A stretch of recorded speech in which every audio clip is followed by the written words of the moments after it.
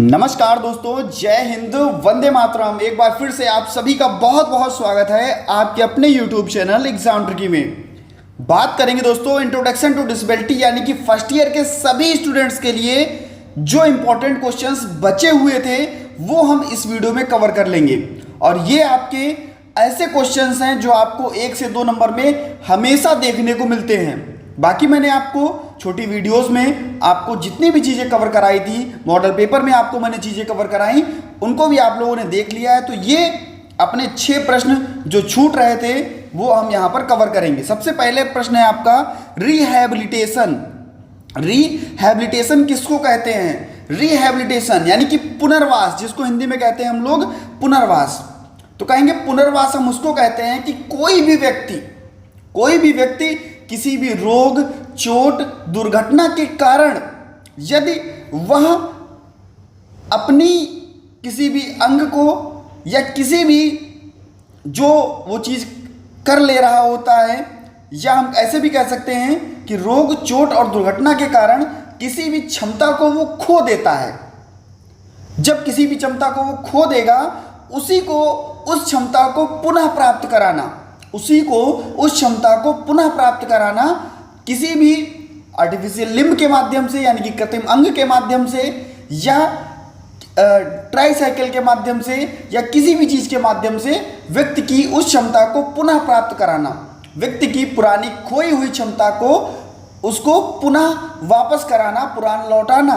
तो हम क्या कहलाते हैं? उसको पुनर्वास कहलाते हैं, रिहैबिलिटेशन कहलाते हैं। किसी भी व्यक्ति को फिर से सामान्य स्थिति में लाने की प्रक्रिया, जो चीज वो खो चुका था, जो क्षमता वो खो चुका था, उस क्षमता को फिर से सामान्य स्थिति में लाने की प्रक्रिया आपकी पुनर्वास कहलाती है। शारीरिक, मानसिक, सामाजिक और आर्थिक रूप से बेहतर बनाने के लिए इसका उपयोग किया जाता है। पुनर्वास का उद्देश्य व्यक्ति की किसी भी रोग, चोट व अन्य समस्याओं के बाद व्यक्ति को स्वतंत्र और सशक्त बनाना, ताकि वह अपने जीवन में सुधार कर सके और समाज का अपना योगदान दे सके। तो ये आपका क्या कहलाता है? रिहैबिलिटेशन कहलाता है। आपके एग्जाम में पूछा गया प्रश्न है। अब हम बात करते हैं इसी का दूसरा प्रश्न, आपका हैबिलिटेशन। कहते हैं भाई कभी कभी क्या होता है, जब हैबिलिटेशन हमें देखने को मिलता है तो कहते हैं सर नहीं, हमने तो ऐसा किया यार, हमने तो रिहैबिलिटेशन पढ़ा था, हमने हैबिलिटेशन तो पढ़ा ही नहीं था, हो सकता है पेपर में गलत दिया गया हो। और ऐसा मेरे साथ भैया हुआ था, इसलिए मैं आपको बता रहा हूँ।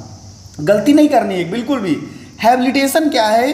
हैबिलिटेशन क्या है कि किसी भी व्यक्ति के नए कौशल और क्षमता को विकसित करने में उसकी मदद करना।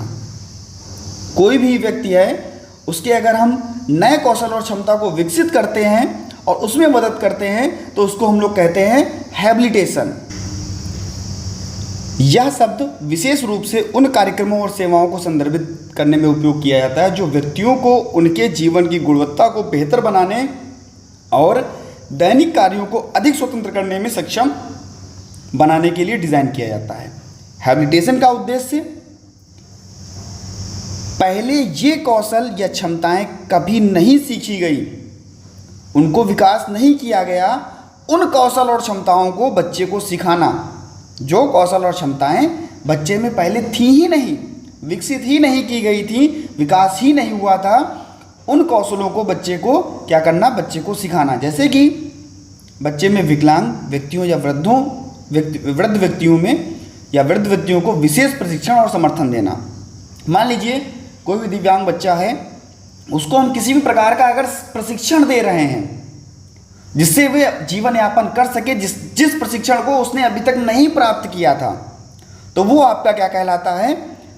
हैबिलिटेशन कहलाता है। ठीक है? कोई भी उपकरण देंगे तो आपका रिहैबिलिटेशन, और कोई भी प्रशिक्षण देंगे तो आपका हैबिलिटेशन। रिहैबिलिटेशन में हम क्या करते थे?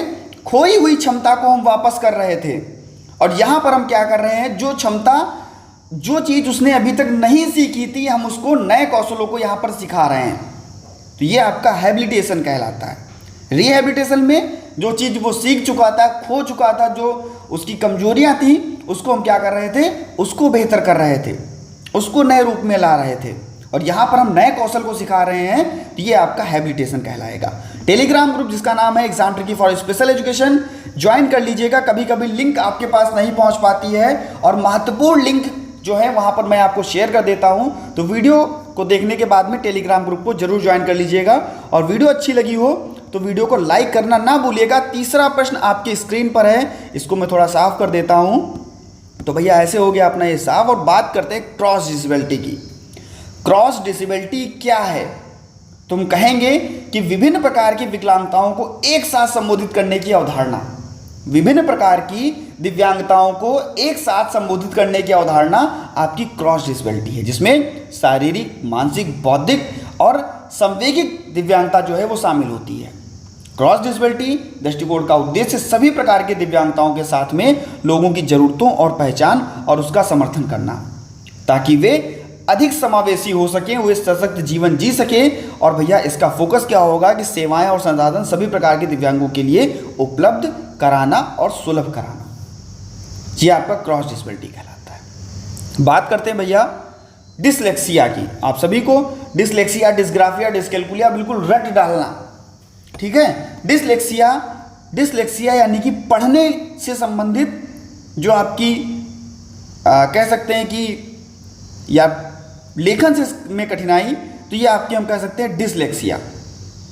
अब आप लोग जब पढ़ते हो कि डिस्ग्राफिया, वहाँ पर भी हम कहते हैं लेखन में कठिनाई। जब बच्चा पढ़ता सही से नहीं है तो भैया लिखता भी सही से नहीं है।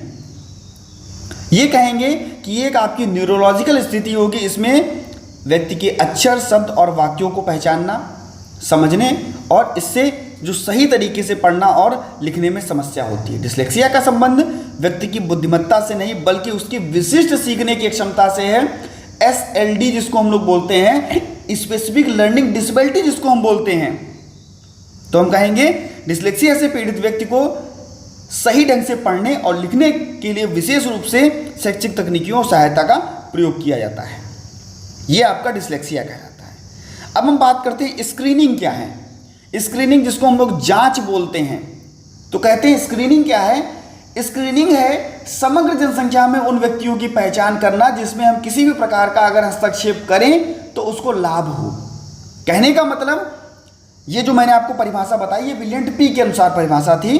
कहने का मतलब यह है कि परीक्षण की प्रक्रिया जिसके द्वारा किसी बीमार स्थिति या विशेषता का प्रारंभिक मूल्यांकन किया जाता है। विकलांगता का उद्देश्य किसी समस्या या जोखिम को जल्दी पहचानना, ताकि वह उसका समय पर हस्तक्षेप हो सके, समय पर इसका उपचार हो सके, और भैया इसे हम चिकित्सा सेवा रोजगार जो है उसको हम विशिष्ट प्रशिक्षण जो है वो शामिल हो सके। तो ये आपका क्या कहलाता है? स्क्रीनिंग कहलाता है। स्क्रीनिंग समग्र जनसंख्या में उन व्यक्तियों की पहचान करना है जिसमें अगर हम किसी भी प्रकार का हस्तक्षेप करें, उसमें उपचार करें, तो उसमें क्या हो, उस व्यक्ति को लाभ हो सके। ऐसे व्यक्तियों की पहचान करना है जो बीमार हैं, जो दिव्यांग हैं, जो विशेष आवश्यकता वाले हैं। नेक्स्ट आपका down syndrome. Very very important question, सभी क्वेश्चन आपके बहुत इंपॉर्टेंट है। डाउन सिंड्रोम की बात करते हैं तो हम इसको ट्राइसोमी 21 के नाम से भी जानते हैं। आपको भी पता है कि भैया हमारे शरीर में 46 जो है वो गुणसूत्र, अगर हम जोड़ी की बात करें तो कहेंगे 23 जोड़ी गुणसूत्र। 23 जोड़ी गुणसूत्र यानी कि जो हमारा 21वां जोड़ी गुणसूत्र होता है उसमें एक जो है अतिरिक्त पेयर बन जाता है, अतिरिक्त गुणसूत्र आ जाता है उसमें। उस जोड़ी गुणसूत्र में 2 जोड़ी की गुणसूत्र, तीसरी भी यानी कि 2 गुणसूत्र होते ही होते हैं उस जोड़े में, तीसरा भी गुणसूत्र वहां पर आ जाता है, यानी कि एक अतिरिक्त प्रति बन जाती है। यह विकार बौद्धिक दिव्यांगता, विशिष्ट शारीरिक लक्षण और विकासात्मक विलंब के कारण होता है। डाउन सिंड्रोम से जो प्रभावित बच्चे होंगे उसमें उनके चपटे चेहरे, छोटे कद, कम मांसपेशियां, टोन, और यह स्थिति जो है जन्म से ही होती है, जीवन भर बनी रहती है। डाउन सिंड्रोम के कारण बच्चे में विशेष शैक्षिक और जो चिकित्सकीय समर्थन होता है वो देखने को मिलता है, उसकी आवश्यकता देखने को मिलती है, ताकि पूरी तरीके से बच्चा क्या हो सके, उसकी क्षमता को विकसित कर सके, क्षमता तक पहुंच सके। तो इस प्रकार से दोस्तों ये आपके 6 इंपॉर्टेंट क्वेश्चंस थे जो आपको करा दिए गए महज 10 मिनट में 6 क्वेश्चंस। मिलता हूं नेक्स्ट वीडियो में, बने रहिएगा और सभी ग्रुप में एक बार वीडियो को जरूर शेयर कर दीजिएगा। धन्यवाद।